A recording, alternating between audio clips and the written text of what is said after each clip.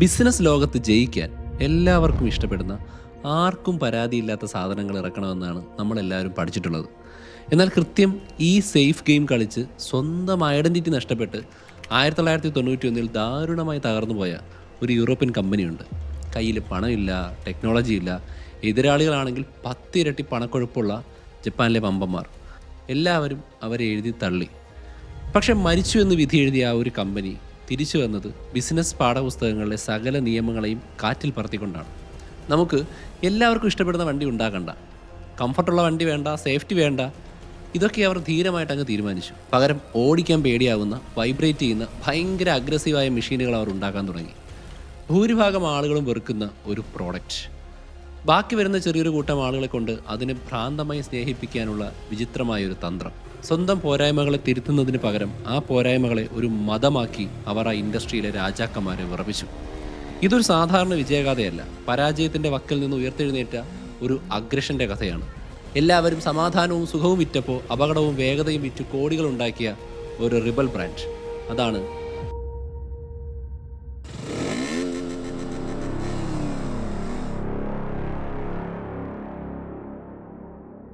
നിങ്ങൾ ഈ കഥയുടെ ആഴത്തിലേക്ക് പോകുന്നതിന് മുമ്പ് സാഹചര്യം മനസ്സിലാക്കുക. 1980കളുടെ അവസാനമാണ്. ലോകം മുഴുവൻ മോട്ടോർ സൈക്കിൾ വിപണി ഭരിച്ചിരുന്നത് ജപ്പാനിലെ ബിഗ് 4 എന്നറിയപ്പെടുന്ന 4 കമ്പനികളാണ്. ഹോണ്ട, യമഹ, സുസുക്കി, പിന്നെ കവാസാക്കി. ഈ ജാപ്പനീസ് കമ്പനികൾക്കൊരു പ്രത്യേകതയുണ്ട്. അവരുടെ വണ്ടികൾ പെർഫെക്റ്റ് ആണ്. ഉദാഹരണത്തിന് 1989 നിങ്ങളൊരു ഹോണ്ട ബൈക്ക് വാങ്ങിയാൽ രാവിലെ എഴുന്നേറ്റൊരു ബട്ടൺ അമർത്തിയാൽ അത് സ്റ്റാർട്ടാവും. 10 വർഷം ഓടിച്ചാലും അതിനൊന്നും സംഭവിക്കില്ല. സ്പീഡ് വേണോ? ഉണ്ട്. പക്ഷേ അത് സേഫാണ്, സ്മൂത്താണ്. ജപ്പാൻകാർ ചെയ്തത് എന്താണെന്ന് വെച്ചാൽ പെർഫോമൻസ് എന്നതിനെ സാധാരണക്കാർക്ക് കൂടി താങ്ങാവുന്ന രീതിയിൽ ഡെമോക്രാറ്റൈസ് ചെയ്തു. ഇതിനെതിർവശത്ത് യൂറോപ്യൻ വണ്ടികളുടെ അവസ്ഥ എന്തായിരുന്നു? ട്രയംഫ്, ഡുക്കാട്ടി തുടങ്ങിയ പഴയ പ്രതാപമുള്ള കമ്പനികൾ കഷ്ടപ്പെടുകയാണ്. വണ്ടികൾ വഴിയിൽ കേടാവുന്നു, ലേബർ സമരം, പഴയ ടെക്നോളജി. ജപ്പാൻകാർ ഭാവി വിറ്റപ്പോൾ യൂറോപ്യൻ കമ്പനികൾ നൊസ്റ്റാൾജിയ വിറ്റാണ് ജീവിക്കാൻ നോക്കിയത്. ഇവിടെയാണ് നമ്മുടെ നായകൻ, അതായത് KTM പെട്ടുപോകുന്നത്. ഓസ്ട്രിയയിലെ മാറ്റിംഗ് ഹോഫൻ എന്ന സ്ഥലത്താണ് KTMൻ്റെ ആസ്ഥാനം. 1930കളിൽ ഒരു മെറ്റൽ വർക്കിംഗ് ഷോപ്പായിട്ടാണ് ഇത് സ്റ്റാർട്ട് ചെയ്യുന്നത്. സത്യം പറഞ്ഞാൽ KTMൻ്റെ ഫുൾ ഫോം നിങ്ങൾക്കറിയോ? ക്രാഫ്റ്റ് ഫാർസ്യൂഗ് ട്രെങ്കൻ പോൾസ് മാറ്റിംഗ് ഹോഫർ എന്ന് പറയുന്ന ഒരു വല്ലാത്ത പേരിൻ്റെ ചുരുക്കപ്പേരാണ് KTM. ഇതിൽ ആദ്യത്തെ പേര് എന്താണെന്ന് വെച്ച് കഴിഞ്ഞാൽ, അതായത് ഈ ഒരു പേര് എന്താണെന്ന് വെച്ചാൽ മോട്ടോർ വെഹിക്കിൾ, രണ്ടാമത്തേത് സ്ഥാപകൻ്റെ പേര്, മൂന്നാമത്തേത് സ്ഥലത്തിൻ്റെ പേര്. 80കളുടെ അവസാനമായപ്പോൾ KTMന് വല്ലാത്തൊരു ഐഡൻറ്റിറ്റി ക്രൈസിസ് വന്നു. അവർക്ക് എന്താണ് വേണ്ടതെന്ന് അവർക്ക് തന്നെ അറിയില്ല. അവർ സ്കൂട്ടർ ഉണ്ടാക്കുന്നു, സൈക്കിൾ ഉണ്ടാക്കുന്നു, റേഡിയേറ്ററുകൾ ഉണ്ടാക്കുന്നു, ഇടയ്ക്ക് ഡേർട്ട് ബൈക്കുകൾ ഉണ്ടാക്കുന്നു. എല്ലാം ചെയ്യുന്നവൻ ഒന്നിനും കൊള്ളില്ല എന്ന് പറയുന്ന പോലെയായി. സ്പെഷ്യലിസ്റ്റുകളുടെ ലോകത്ത് ഒരു ജനറലിസ്റ്റ് ആകാൻ നോക്കിയ KTMന് നല്ല അടി കിട്ടി. അങ്ങനെ 1991 സിസ്റ്റം അവരെ പുറന്തള്ളി. KTM പാപ്പരായി, അതായത് ബാങ്ക്രപ്സി വന്നു. മാനേജ്മെൻറ്റ് പരാജയപ്പെട്ടു, ബാങ്കുകൾ കൈവിട്ടു. കമ്പനിയെ 4 കഷ്ണങ്ങളായിട്ടാണ് വെട്ടിമുറിച്ചത്. റേഡിയേറ്ററിനൊന്ന്, സൈക്കിളിനൊന്ന്, ടൂളിങ്ങിനൊന്ന്, പിന്നെ മോട്ടോർ സൈക്കിളിന് വേറൊന്ന്. സാധാരണഗതിയിൽ കഥ ഇവിടെ തീരണം. ഒരു വലിയ ബ്രാൻഡ് പൊളിയുന്നു, അതിൻ്റെ ലോഗോ മാത്രം വേറെ ആരെങ്കിലും വാങ്ങുന്നു. ചൈനയിൽ നിന്ന് വരുന്ന ഏതൊരു വണ്ടിയുടെ മുകളിൽ ഈ ലോഗോ ഒട്ടിച്ച് വിൽക്കുന്നു. അങ്ങനെ അതൊരു സോംബി ബ്രാൻഡായി മാറുന്നു. പക്ഷേ അവിടെയാണ് സ്റ്റെഫാൻ പിയറർ എന്ന വ്യക്തി കടന്നു വരുന്നത്.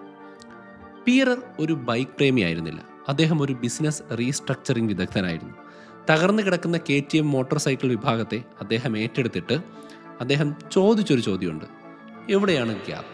എവിടെയാണ് നമുക്ക് വിജയിക്കാൻ പറ്റുക? ഹോണ്ടയോട് സ്ട്രീറ്റ് ബൈക്കുകളിൽ മത്സരിക്കുന്നത് സൂയിസൈഡ് അറ്റംപ്റ്റാണ്. കാരണം ഹോണ്ട ഉണ്ടാക്കുന്നത്ര കുറഞ്ഞ ചിലവിൽ എൻജിൻ ഉണ്ടാക്കാൻ നമുക്ക്, അതായത് KTMന് പറ്റില്ല. ഇനി ക്വാളിറ്റിയുടെ കാര്യത്തിലാണെങ്കിൽ ജപ്പാൻകാരുടെ സപ്ലൈ ചെയിൻ അത്രയ്ക്ക് സ്ട്രോങ് ആണ്, അതിനോട് മുട്ടാനും പറ്റില്ല. പീറർക്കും ടീമിനും ഒരു കാര്യം മനസ്സിലായി: ബെറ്റർ, അതായത് മെച്ചപ്പെട്ടതുണ്ടാക്കി ജയിക്കാൻ ഇനി പറ്റില്ല. ജയിക്കണമെങ്കിൽ ഡിഫറൻ്റ് ആവണം. അങ്ങനെ അവർ ഓഫ് റോഡ് വിപണിയിലേക്ക് നോക്കി. മോട്ടോക്രോസും എൻഡ്യൂറോയും ഒക്കെ നടക്കുന്ന സ്ഥലം. അവിടെയും ജപ്പാൻകാരുണ്ട്. പക്ഷേ ഹോണ്ടയെ സംബന്ധിച്ചിടത്തോളം ഡേർട്ട് ബൈക്ക് എന്നത് കാറും ജനറേറ്ററും ഒക്കെ ഉൾപ്പെടുന്ന വലിയൊരു കാറ്റലോഗിലെ ഒരു ചെറിയ ഐറ്റം മാത്രമാണ്. എന്നാൽ KTMന് ഡേർട്ട് ബൈക്കായിരുന്നു അവരുടെ ലോകം മുഴുവൻ. അവിടെ അവർ ഒരു ഫിലോസഫി കൊണ്ടുവന്നു: റെഡി ടു റേസ്. ഇത് വെറും ഒരു പരസ്യവാചകമായിട്ട് കാണരുത്, ഇതൊരു വാണിംഗ് ആയിരുന്നു. മിക്ക കമ്പനികളുടെയും സ്ലോഗനുകൾ വെറും ഡ്രീംസാണ്. പക്ഷേ റെഡി ടു റേസ് എന്നത് പച്ചയായ സത്യമാണ്. ഷോറൂമിൽ നിന്ന് നിങ്ങൾ വാങ്ങുന്ന വണ്ടി നേരെ റേസ് ട്രാക്കിലേക്ക് കൊണ്ടുപോകാം. പ്രൊഫഷണൽ അത്ലറ്റുകൾ ഉപയോഗിക്കുന്ന അതേ സാധനമാണത്. കേൾക്കുമ്പോൾ നല്ല രസമുണ്ടല്ലേ? പക്ഷേ ബിസിനസ് പരമായി നോക്കിയാൽ ഇതൊരു ഭ്രാന്തൻ തീരുമാനമാണ്. കാരണം റേസ് ബൈക്കുകൾ സാധാരണ ഉപയോഗത്തിന് പറ്റിയതല്ല. അത് വൈബ്രേറ്റ് ചെയ്യും, ട്രാഫിക്കിൽ കിടന്നാൽ എൻജിൻ ചൂടായി കാല് പൊള്ളും, ഫ്രീക്വൻ്റായി ഓയിൽ മാറ്റണം, സസ്പെൻഷൻ കട്ടിയുള്ളതാണ്, സോ നടുവേദന വരും. ഈ ഒരു ഫിലോസഫി സ്വീകരിച്ചതിലൂടെ KTM യഥാർത്ഥത്തിൽ 90% യൂസേഴ്സിനോടും പറഞ്ഞ ഇതാണ്, ഈ വണ്ടി നിങ്ങൾക്ക് പറ്റിയതല്ല, നിങ്ങൾ അങ്ങോട്ട് മാറിയുന്നില്ല. ഇതായിരുന്നു അവരുടെ തന്ത്രം. എല്ലാവരും കംഫർട്ടും സുഖവും തേടിപ്പോയപ്പോൾ KTM പെർഫോമൻസിന് പിന്നാലെ പോയി. ഈ കാടത്തം ഇഷ്ടപ്പെടുന്ന ഒരു ചെറിയ വിഭാഗമുണ്ട്. ആ ആളുകൾ മതിയെന്ന് വിശ്വസിച്ചു. അവർക്ക് വേണ്ടത് സ്മൂത്തായ യാത്രയല്ല, ആ മെഷീനുമായിട്ടുള്ളൊരു റോ കണക്ഷനാണ്. പക്ഷേ വെറും ഒരു ഫിലോസഫി കൊണ്ട് വണ്ടി ഓടില്ല. നമുക്കിതിൻ്റെ ടെക്നിക്കൽ വശങ്ങൾ കൂടി മനസ്സിലാക്കേണ്ടതുണ്ട്. പരിസ്ഥിതി മലിനീകരണം കാരണം ലോകം മുഴുവൻ 2 സ്ട്രോക്ക് എഞ്ചിനുകൾ ഉപേക്ഷിച്ച് 4 സ്ട്രോക്കിലേക്ക് മാറിയപ്പോഴും KTM 2 സ്ട്രോക്കിൽ തന്നെ ആദ്യകാലത്ത് പിടിച്ചു നിന്നു. റേസർമാർക്ക് പൊതുവെ ഇഷ്ടപ്പെടുന്ന സ്നാപ്പി പവറാണ് അവർ കൊടുത്തത്. ഇനി 4 സ്ട്രോക്കിലേക്ക് മാറിയപ്പോഴും ജപ്പാൻകാർ ചെയ്യുന്നത് പോലെ ഭാരമുള്ള ഈട് നിൽക്കുന്ന എഞ്ചിനുകളല്ല അവരുണ്ടാക്കിയത്. ഭാരം തീരെ കുറഞ്ഞ ഹൈ കംപ്രഷൻ എഞ്ചിനുകൾ. മര്യാദയ്ക്ക് നോക്കിയില്ലെങ്കിൽ പൊട്ടിത്തെറിക്കാൻ സാധ്യതയുള്ള എന്നാൽ ഭീകരമായിട്ടുള്ള പവർ തരുന്ന എഞ്ചിനുകളാണ്. അടുത്തതാണ് ചേസിസ് അഥവാ ഫ്രെയിം. ചൈനീസ് കമ്പനികൾ അലുമിനിയം ബീം ഫ്രെയിമുകളാണ് ഉപയോഗിച്ചിരുന്നത്. അതാണ് ഏറ്റവും നല്ലതെന്ന് അവർ ലോകത്തിനോട് തന്നെ മുന്നേ പറഞ്ഞ് വിശ്വസിപ്പിച്ചിരുന്നു.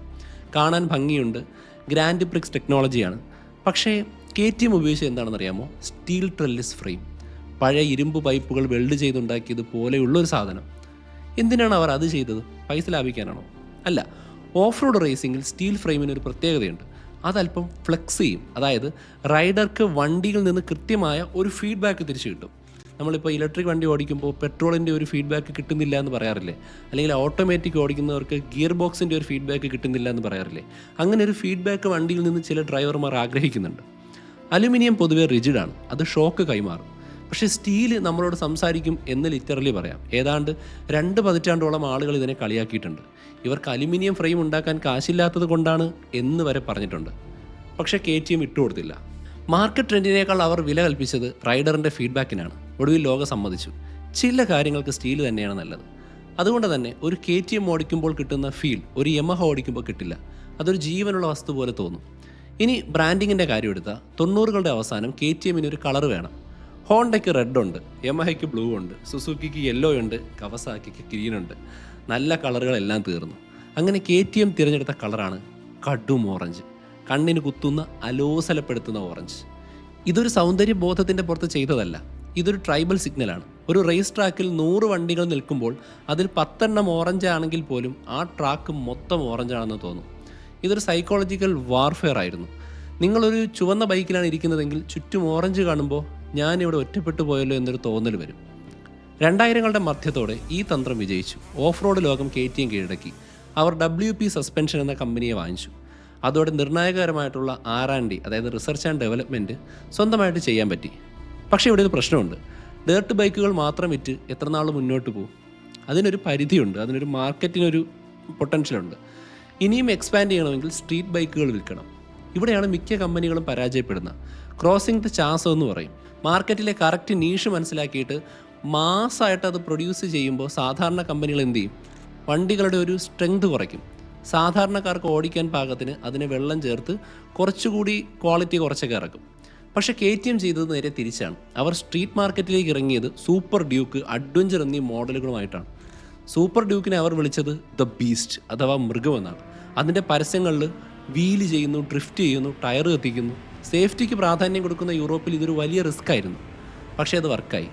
ഇതൊരു സ്ട്രീറ്റ് ബൈക്ക് ആണെങ്കിലും അതിൻ്റെ ആത്മാവ് റേസ് ബൈക്കിൻ്റേതാണ് എന്നവർ തെളിയിച്ചു. അവർ വിറ്റത് യാത്ര ചെയ്യുന്ന വണ്ടിയല്ല, ഒരു അഡ്രിനാലിൻ റഷാണ്. വെറും മാർക്കറ്റിംഗ് മാത്രം നോക്കിയാൽ പോരല്ലോ, ഇതിൻ്റെ പിന്നിലെ സാമ്പത്തികമായിട്ടുള്ള തന്ത്രം കൂടി നമ്മൾ അറിയണം. 2007 കാലഘട്ടത്തിൽ ആഗോള സാമ്പത്തിക മാന്ദ്യം വരുന്നൊരു സമയമാണ്. യൂറോപ്പിൽ വണ്ടികൾ ഉണ്ടാകുന്ന ചിലവ് താങ്ങാൻ പറ്റാത്ത അവസ്ഥയായി. KTMന് പണം വേണം, പുതിയ മാർക്കറ്റ് വേണം. അവിടെയാണ് ബജാജ് ഓട്ടോ എന്ന ഇന്ത്യൻ ഭീമൻ കടന്നു വരുന്നത്. രാജീവ് ബജാജിൻ്റെ നേതൃത്വത്തിൽ ബജാജ് KTMൻ്റെ ഷെയറുകൾ വാങ്ങി. ഇന്നിപ്പോൾ ഏകദേശം ഒരു 48% ഷെയറും ബജാജിൻ്റെ കയ്യിലാണ്. സോ ഇത് നടന്നപ്പോൾ പലരും ബഹളം വെച്ചിട്ടുണ്ട്. ഇന്ത്യക്കാർ വന്നാൽ KTMൻ്റെ ഗുണം പോകും, ഓസ്ട്രിയൻ എഞ്ചിനീയറിംഗ് നശിക്കും എന്നൊക്കെ പറഞ്ഞു. പക്ഷേ സത്യം പറഞ്ഞാൽ KTMൻ്റെ ഇന്നത്തെ വിജയത്തിന് പിന്നിലെ ഏറ്റവും വലിയ കാരണം ഈ പാർട്ണർഷിപ്പാണ്. ഇതൊരു ഗ്ലോബൽ ആർബിട്രേജ് മാസ്റ്റർ പീസാണ്. ഇതിൻ്റെ സിസ്റ്റം എങ്ങനെയാണെന്ന് വെച്ചാൽ ടെക്നോളജിയും ഡിസൈനും ഓസ്ട്രിയയിൽ നടക്കുന്നു. വലിയ വില കൂടിയ വണ്ടികൾ അവിടെ ഉണ്ടാക്കുന്നു. പക്ഷേ ചെറിയ വണ്ടികൾ, അതായത് എൻട്രി ലെവൽ ബൈക്കുകളായിട്ടുള്ള ഡ്യൂക്ക് 125, 200, 390 ഒക്കെ ഉണ്ടാക്കുന്നത് നമ്മുടെ പൂനെയിലാണ്, അതായത് ബജാജിൻ്റെ പ്ലാന്റിൽ. അതുകൊണ്ട് തന്നെ KTMന് ജപ്പാൻകാർക്കില്ലാത്തൊരു അഡ്വാൻറ്റേജ് കിട്ടി. യൂറോപ്യൻ ബ്രാൻഡ് വാല്യൂവും ഇന്ത്യൻ പ്രൊഡക്ഷൻ കോസ്റ്റും. ലണ്ടനിലോ ബെർലിനിലോ ഇരിക്കുന്ന ഒരു പയ്യന് റേസ് ബൈക്ക് പോലെ ഇരിക്കുന്ന ഓസ്ട്രിയയിൽ ഡിസൈൻ ചെയ്ത എന്നാൽ ഇന്ത്യയിൽ കുറഞ്ഞ ചിലവിൽ നിർമ്മിച്ചൊരു ബൈക്ക് വാങ്ങിക്കാൻ പറ്റും. ഈ ചെറിയ വണ്ടികൾ വിറ്റ് കിട്ടുന്ന ലാഭമാണ് വലിയ റേസിംഗ് ടീമുകളെ സ്പോൺസർ ചെയ്യുന്നത്. ചുരുക്കി പറഞ്ഞാൽ കുറഞ്ഞ വിലയിലുള്ള ഡ്യൂക്ക് 390 വിൽക്കുന്നത് കൊണ്ടാണ് അവർക്ക് ഡാക്കർ റാലി വിജയിക്കാൻ പറ്റുന്നത്. റേസിങ്ങിൻ്റെ കാര്യം പറഞ്ഞപ്പോഴാണ് ഞാൻ ഓർത്തത്, മിക്ക കമ്പനികളും റേസിങ്ങിനെ കാണുന്നത് മാർക്കറ്റിംഗ് ചിലവായിട്ടാണ്, പരസ്യത്തിന് കൊടുക്കുന്ന കാശ് പോലെ. പക്ഷേ KTMന് റേസിംഗ് എന്നത് റിസർച്ച് ആൻഡ് ഡെവലപ്മെൻ്റ് ആണ്. അതാണ് അവരുടെ ക്വാളിറ്റി കൺട്രോൾ. 2017 KTM MotoGP, അതായത് ബൈക്ക് റേസിലെ ഫോർമുല 1 ചേരാനായിട്ട് തീരുമാനിച്ചപ്പോൾ പലരും ചിരിച്ചു. കാരണം അവിടെ ഹോണ്ടയും യമഹയും ഡുക്കാട്ടിയും അടക്കി വാണുകൊണ്ടിരിക്കുകയാണ്. മാത്രമല്ല എല്ലാവരും അലുമിനിയം ഫ്രെയിം ഉപയോഗിക്കുമ്പോൾ KTM അവരുടെ പഴയ ഉരുക്ക് പൈപ്പ് ഫ്രെയിം തന്നെ ഉപയോഗിക്കണമെന്ന് വാശി പിടിച്ചു. അങ്ങനെ വിദഗ്ധർ പറഞ്ഞു സ്റ്റീൽ ഫ്രെയിം വെച്ച് MotoGP ജയിക്കാൻ പറ്റില്ല. ആദ്യമൊക്കെ KTM കഷ്ടപ്പെട്ടു, വണ്ടികൾ വീണു, എഞ്ചിൻ പൊട്ടി. പക്ഷേ ഇവിടെ പിയററുടെ ഡിക്റ്റേറ്റർ സ്വഭാവം ഗുണം ചെയ്തു. ഹോണ്ടയിലേക്ക് ഒരു തീരുമാനമെടുക്കാൻ മാസങ്ങളെടുക്കും, കമ്മിറ്റി കൂടണം, എന്നിട്ട് അതൊക്കെ തീരുമാനിച്ച് ഓട്ടിനൊക്കെ ഇടണം. KTMൽ ഒരു ഫ്രെയിം ശരിയാക്കണമെങ്കിൽ അല്ലെങ്കിൽ പുതിയൊരെണ്ണം അപ്ഗ്രേഡ് ചെയ്യണമെങ്കിൽ തൊട്ടടുത്ത ആഴ്ച വെൽഡ് ചെയ്ത് കൊണ്ടുവയ്ക്കും. അതാണ് സ്പീഡ്. അങ്ങനെ 2020 ആയപ്പോൾ അവർ റേസുകൾ ജയിക്കാൻ തുടങ്ങി. ഫിസിക്സിനെ വെല്ലുവിളിച്ചുകൊണ്ട് തങ്ങളുടെ തനതായ എഞ്ചിനീയറിംഗ് ശരിയാണെന്ന് അവർ തെളിയിച്ചു. പക്ഷേ എല്ലാത്തിനും ഒരു വാല്യൂ വരുമല്ലോ, ഒരു വില കൊടുക്കേണ്ടി വരും. ഈ റെഡി ടു റേസ് അഗ്രഷൻ്റെ മറുവശം എന്താ? ഉപഭോക്താക്കളാണ് ഇതിൻ്റെ പരീക്ഷണ വസ്തുക്കൾ. KTM വണ്ടികളുടെ റിലയബിലിറ്റി എപ്പോഴും ഒരു പ്രശ്നമാണ്. ഫോറങ്ങളിൽ തമാശയ്ക്ക് പറയാറുണ്ട്, KTM എന്നാൽ കീപ് ത്രോയിങ് മണി, അല്ലെങ്കിൽ പണം എറിഞ്ഞുകൊണ്ടേയിരിക്കൂ എന്നുള്ളതാണെന്ന് പലരും പറയാറുണ്ട്. നിങ്ങളൊരു ഹോണ്ട വാങ്ങുമ്പോൾ പൂർത്തിയായ ഒരു പ്രോഡക്റ്റാണ് വാങ്ങുന്നത്. എന്നാൽ KTM വാങ്ങുമ്പോൾ നിങ്ങളൊരു ബീറ്റ ടെസ്റ്ററാണ് ആകുന്നത്. വണ്ടി ചിലപ്പോൾ ജെർക്ക് ചെയ്യും, ഇലക്ട്രോണിക്സ് പണി തരും, പാർട്സ് പെട്ടെന്ന് തേഞ്ഞു തീരും. ഭാരം കുറയ്ക്കാൻ വേണ്ടി അവർ അത്രയും ലിമിറ്റഡ് ആയിട്ടാണ് കാര്യങ്ങൾ ചെയ്യുന്നത്. പക്ഷേ ഇതൊരു ട്രേഡ് ഓഫ് ആണ്. പരമാവധി പെർഫോമൻസ് വേണമെങ്കിൽ കുറച്ച് സമാധാനം കളയേണ്ടി വരുമെന്ന് പറയുന്നത് പോലെ. മാത്രമല്ല ഇപ്പോൾ KTM ചെയ്യുന്നത് കുറച്ചുകൂടി വശപിശകുള്ള കാര്യമാണ്.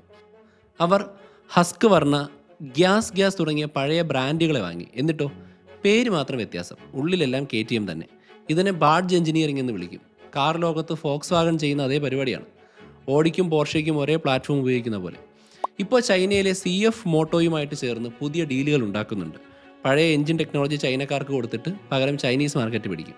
വീണ്ടും അതേ തന്ത്രം തന്നെ, മറ്റൊരാളുടെ സ്കെയിൽ ഉപയോഗിച്ച് സ്വന്തം ബ്രാൻഡ് വളർത്തുക. ഇപ്പോൾ നമ്മൾ എവിടെ എത്തി നിൽക്കുന്നു? യൂറോപ്പിലെ ഏറ്റവും വലിയ മോട്ടോർ സൈക്കിൾ നിർമ്മാതാക്കളാണ് KTM. ജപ്പാൻകാരുടെ കുത്തക അവർ തകർത്തു. ഡാക്കർ റാലിയിൽ തുടർച്ചയായി 18 വർഷം ജയിച്ചു. അതും വിശ്വസിക്കാൻ പോലും പറ്റാത്ത റെക്കോർഡാണ്. പക്ഷേ ഞാൻ നേരത്തെ പറഞ്ഞില്ലേ, ഇതൊരു അസാധാരണമായിട്ടുള്ള കഥയാണ്. അതുകൊണ്ട് ഇതിനൊരു ഹാപ്പി എൻഡിങ് ഇല്ല. സത്യം പറഞ്ഞാൽ ഇപ്പോൾ ഈ 2024-25 കാലഘട്ടത്തിൽ KTM വീണ്ടും വലിയൊരു പ്രതിസന്ധിയിലാണ്. ചരിത്രം ആവർത്തിക്കുകയാണോ എന്ന് തോന്നും. KTMൻ്റെ ഓഹരി വിലകൾ കുത്തനെ ഇടിഞ്ഞിട്ടുണ്ട്. ഡീലർഷിപ്പുകളിൽ വണ്ടികൾ വിൽക്കാതെ കെട്ടിക്കിടക്കുന്നു. ഓസ്ട്രേലിയയിലെ ഫാക്ടറിയിൽ നിന്ന് 100 കണക്കിന് ജോലിക്കാരെയാണ് അവർ പിരിച്ചുവിട്ടത്.